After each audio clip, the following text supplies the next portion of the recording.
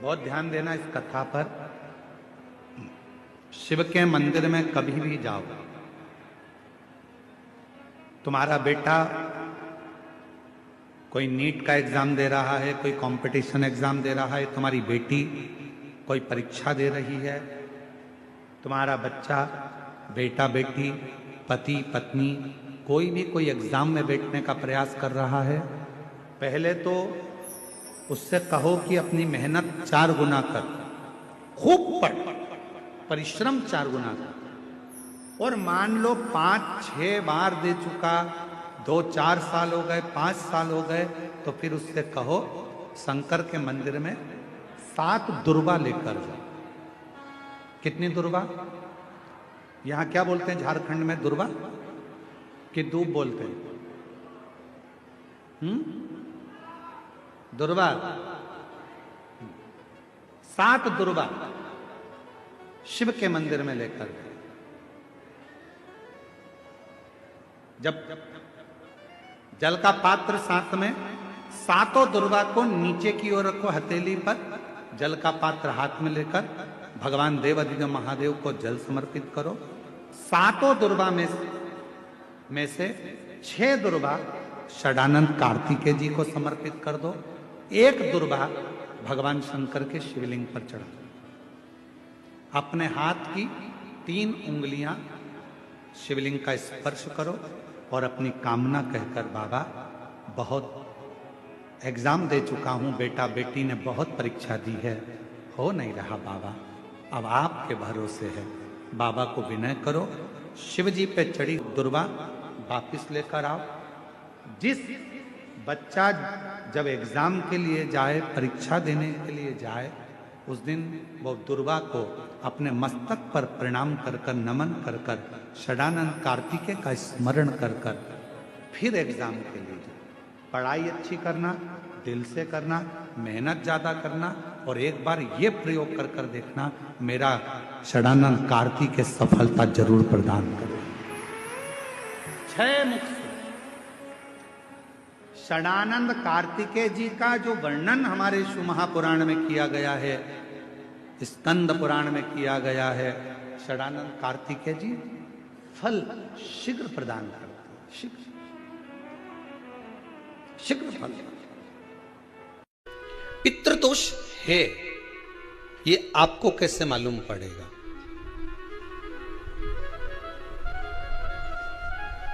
पितृ भूखे हैं, इसका तो वर्णन हमने पहले कर दिया कि रात्रि को जब आप सोने के बाद में 1-1.5 घंटे बाद अगर आपकी नींद खुल जाए, 1 घंटा 1.5 घंटा आप सो लिए, उसके बाद जो नींद खुली तो 1-1.5 घंटे तक अगर आपको नींद नहीं आ रही है, रात्रि को सोने के बाद में 1 घंटे बाद जब उठे तो आपको प्यास लग गई, भूख लगने लगी, प्यास लगने लगी कि मेरे को पानी पीना पड़ेगा, घबराहट हो रही, पानी पीना पड़ेगा। 1-1.5 घंटे सोने के बाद अचानक नींद खुले और आपको प्यास लगे, समझ लेना आपके पितृ भूखे हैं और प्यास है।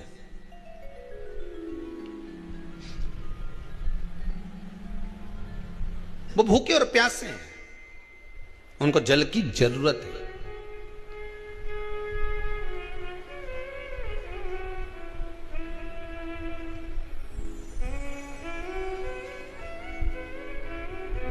किसी भी नदी में, सरोवर में, कुंड में, बावड़ी में, तालाब में, आप तीर्थ में जाकर जब स्नान करते हैं तो स्नान करने के बाद एक काम का नियम बना लो कि अपने हाथ की अंजलि में जल लेकर अपने पूर्वजों को देना।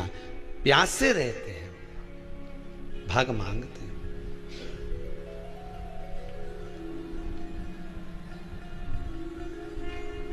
भाग प्राप्त करना। 3 वृक्ष पितरों के तुल्य हैं। नैमिषारण्य की कथा में भी कहा था 3 वृक्ष पितरों के तुल्य हैं। पहला पीपल, दूसरा बट वृक्ष, तीसरा बेलपत्र का वृक्ष। ये पितरों के तुल्य हैं।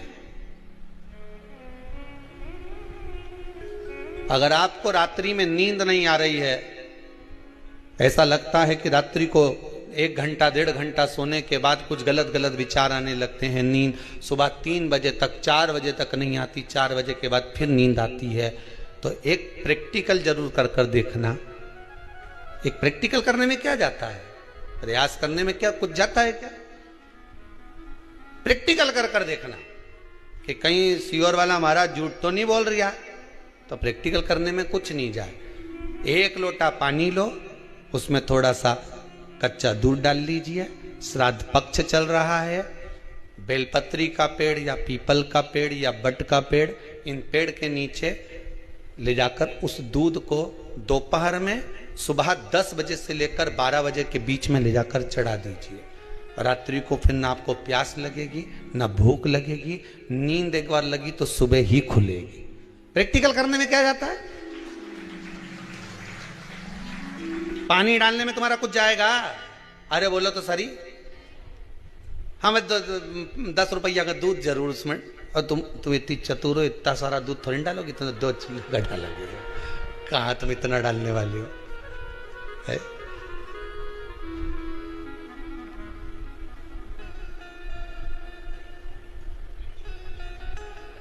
कहा बहुत चतुर चतुर लोग हो रहे संसार में हो,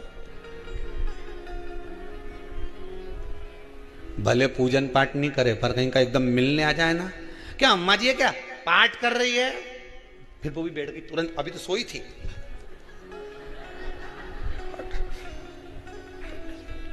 तुरंत। क्या पंडित जी हैं क्या, उनसे थोड़ा सा काम है, अभी माला जप रहे हैं, मालूम पड़े पंडित जी तो आराम से सेव फल खा रहे थे, अब प्लेट सोफा के नीचे घुसे तुरंत।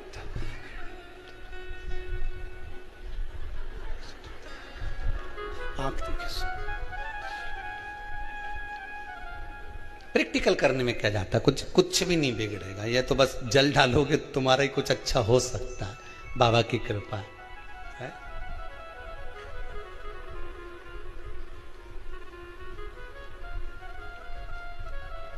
तीन वृक्ष पितरों के तुल्य हैं।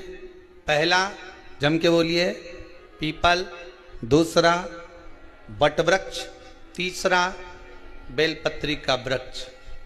तीनों पीपल के वृक्ष में 52,000 ब्राह्मण एक साथ निवास करते हैं, इसलिए पितृतुल्य है। बट वृक्ष ब्रह्मा जी के मस्तक से बना, इसलिए पितृतुल्य है। और बेलपत्री का वृक्ष माता पार्वती जी के अश्रु से बना, जब आंसू गिरे थे माता जगत जननी जगदम्बा पार्वती के, उस समय पर पितृलोक में हलचल उत्पन्न हो गई थी, हमारी नातिन की आंख में आंसू कैसे आ गए। मैनावती की पुत्री है,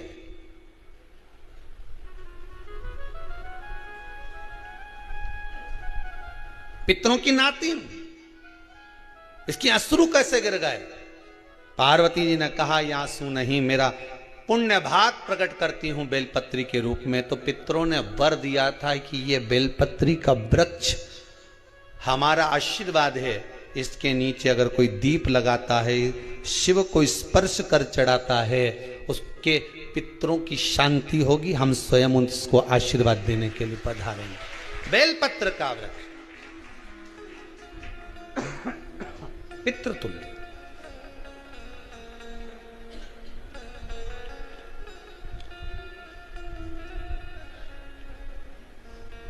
तो रात्रि को अगर भूख लग रही है, प्यास लग रही है, तो पितृदोष। दूसरा पितृदोष का लक्षण बताया, घर में कोई शुभ कार्य ना हो, वंश की वृद्धि ना हो, 1 रुपये कमाओ 1.25 रुपये खर्च हो रहे हैं, पैसा 10 जगह से कमाई आ रही है पर घर में टिक नहीं पा रही है, आया गया, पितृदोष। जरा सी कटोरी पड़ी है उसके पीछे विवाद चालू हो जाए, पानी ढुल गया उसके पीछे विवाद हो जाए, या छोटी छोटी बात में घर में क्लेश मचा हुआ है, पितृदोष है। समझ लो हमारे पूर्वज हमसे खुश नहीं है, प्रसन्न नहीं। कोई कहता है गुरुजी श्राद्ध बड़े बेटे को करना चाहिए कि छोटे को करना चाहिए। शिव महापुराण की कथा कहती है, अगर जायदाद का पूरा हिस्सा बड़े ने लिया हो और तुमने अपनी माता का दूध ना पिया हो तो एक ही को कर लेने दो। अगर माता का दूध पिया है और अगर एक अंगूठी भी ली है, जरा सा एक कपड़ा भी अगर सास का लिया है, तो श्राद्ध तो तुझे करना ही पड़ेगा, करना ही पड़ेगा। तूने मेरा दूध पिया है तो बिल्कुल जम के तो बोलो। अगर तुमने उनका कुछ खाया है तो कि अब एक काम और हो सकता है, गुरुजी वो श्राद्ध अगर हम नहीं करें और बड़े भैया करें और हम उन्हीं के यहाँ चले जाएं तो चले जा, मना कौन कर रहा है? पूड़ी का तेल तू ले जा,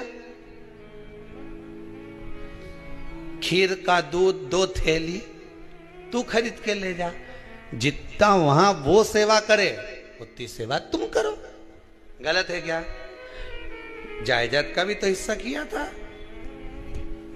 सुई की नोक के बराबर नहीं दूंगा ने, ईंट इधर खसकी है तो हमारी इधर खसका दीजिए। हमारी बसियत में इतना लिखा है तो फिर बसियत में ये भी लिख के जाना चाहिए था। मैं तो क्यों सबके, तुम डरो मत ही रहे एक भी।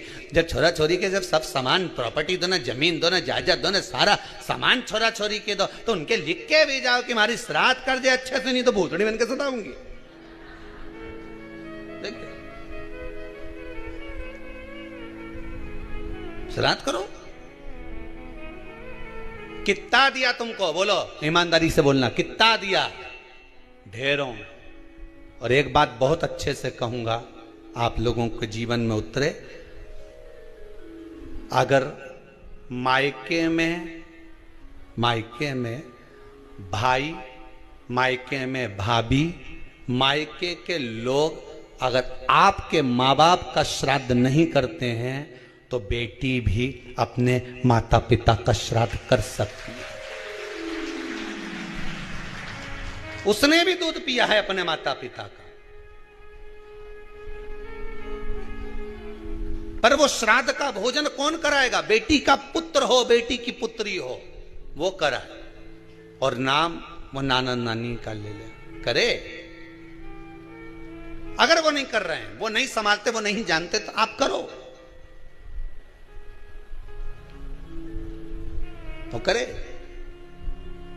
2 भाग होते हैं।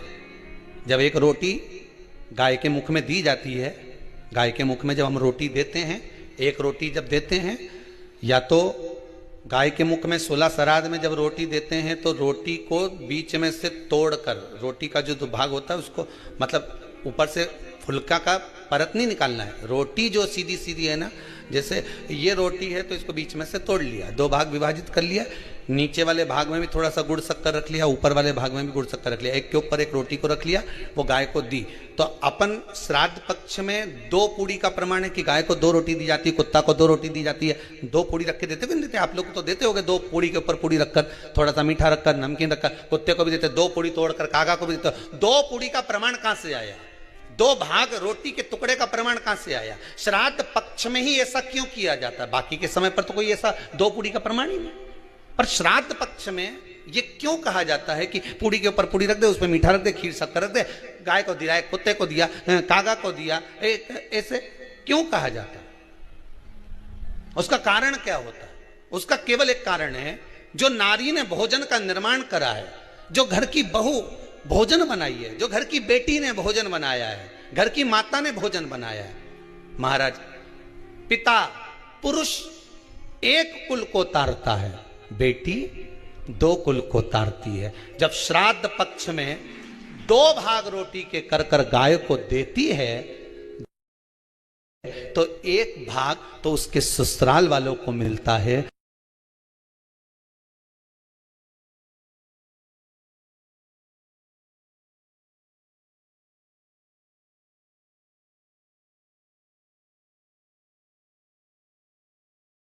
मायके को भी मिले, ससुराल को भी। जब गया जी का पिंड होता है तो नाना नानी सबका स्मरण कराया जाता है। 2 भाग।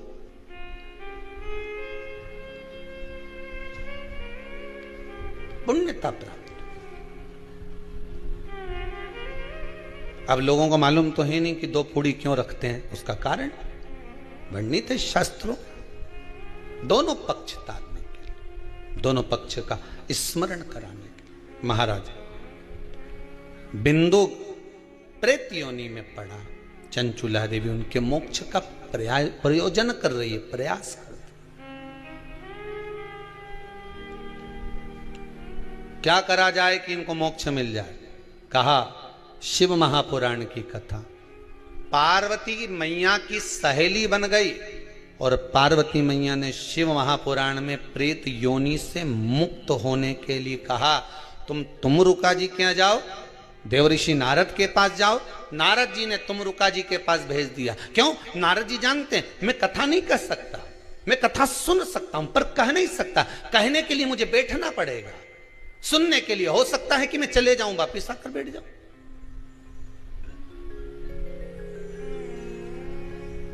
तुमरुका जी से कहा कथा कह दोगे? हाँ, कहने में क्या दिक्कत है? मेरे पति को प्रेत योनि से मुक्त करना है। तुमरुका जी बोलते हैं केवल तुम्हारा पति प्रेत योनि से मुक्त नहीं होगा। तुमरुका जी ने शिव महापुराण में कहा सुनो चंचुला देवी, केवल एक व्यक्ति शिव पुराण से नहीं तरता, इस बिंदुक जैसे ना जाने कितने प्रेत इस वायुमंडल में घूम रहे होंगे, ना जाने कितने पितर, ना जाने कितने आहूत, ना जाने कितने वासुक इस वायुमंडल में घूम रहे होंगे। तुम्हारा पति तुमको दिखा नहीं, तुम्हारा बिंदुक तुम्हें कभी नजर आया नहीं, फिर कारण क्या था? बस मन में शांति नहीं है। घर में सारा सुख है पर हृदय में शांति नहीं, समझ लो पितृदोष है। क्या करा जाए? फिर क्या करोगे? महाराज हृदय शांति, हृदय शांति। केवल एक अकेला बिंदुक शिव महापुराण की कथा सुनकर नहीं तरेगा।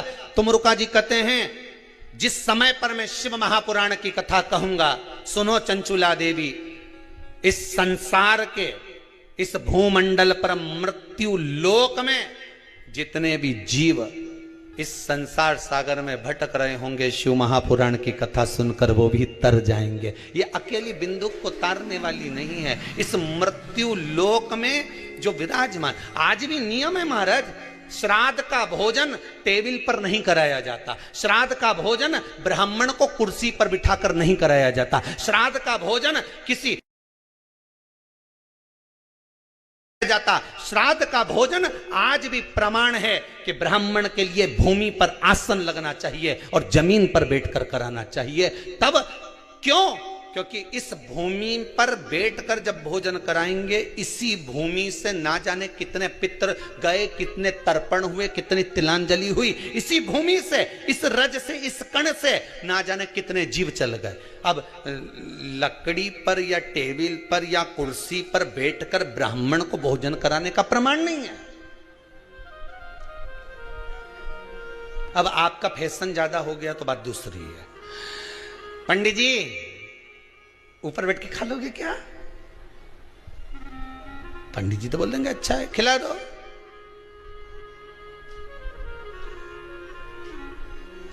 ऊपर बैठ के क्यों?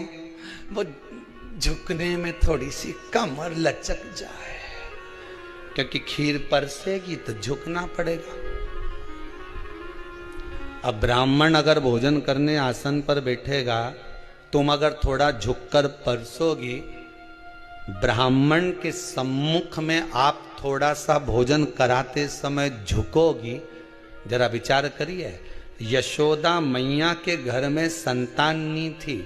यशोदा जी श्रावण के महीने में श्रावणी करने आए हुए ब्राह्मण को मात्र खीर परोसने के लिए गई थी। 52 साल की उम्र थी, संतान का सुख नहीं दिख रहा था, खीर परोसने के लिए गई। उतनी देर में ब्राह्मणों ने देखा इनके घर में संतान नहीं है, पुत्र भव कह दिया। और यशोदा जी के पति श्री नंदराय जी कह रहे हैं कि बाबा मैं 60 का, ये 55 की, बाल हो गए धोले और तुम कह रहे हो पुत्र होगा। कहां से होगा? ब्राह्मण कहते हैं ब्राह्मण जब भोजन करता है, भोजन करते समय जब वर देता है, वो वर गलत नहीं हो सकता, कहीं से भी आएगा, पर छोरा तो आएगा। और आया, कहीं से भी आया, पर पुत्र आया, क्योंकि आशीर्वाद दिया था। श्राद्ध पक्ष का भोजन टेबल पर नहीं, कुर्सी पर नहीं, श्राद्ध पक्ष का भोजन ब्राह्मण को आसन लगाकर जमीन पर कराना चाहिए, भूमि पर।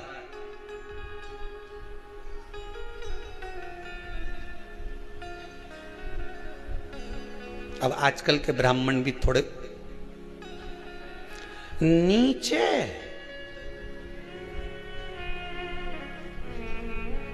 अगर हम टेबल पे ही जीम लें तो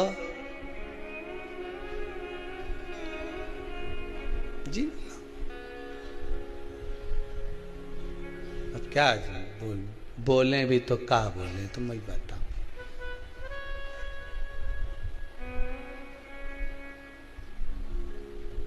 थोड़ा सा भाग भूमि का हो महाराज।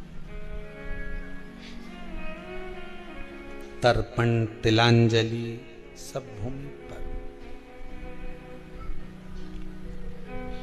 हम तो जो जजमान हवन करने के लिए भी जो जजमान लोग नाम लिखाए हैं पितरों के लिए, तो हम उनको भी कहते हैं कि कुर्सी पर बैठकर आहुति छोड़ने से अच्छा है आप बैठो मनानी पर, पहले सबसे पहले भूमि पर 10 मिनट बैठो, पर बैठकर आहुति छोड़ो। उसके बाद भले आप स्टूल लगाओ, कुर्सी लगाओ, आपकी मर्जी, पर 10 मिनट 5 मिनट तो आप भूमि पर बैठो उन जीवों के लिए, उन जीवों के करेंगे तो दो चीजें अपने को दर्शन करने को मिलेगी। एक भक्त आता है शंकर जी के मंदिर में, लोग भाव से पहुंचते हैं, तो पहले वो क्या करते हैं, पहले बेलपत्र। बस एक बात का स्मरण आपको होना चाहिए शिव महापुराण का, कि जब भी आप भगवान शंकर को बेलपत्र चढ़ाते हैं, बेलपत्र समर्पित करते हैं, बेलपत्र समर्पित करते समय प्रयास करा करें कि ये बेलपत्र को जब भी आप समर्पित करें, प्रयास करें कि बीच की जो पत्ती होती है बेलपत्र की, मध्य की जो पत्ती होती है,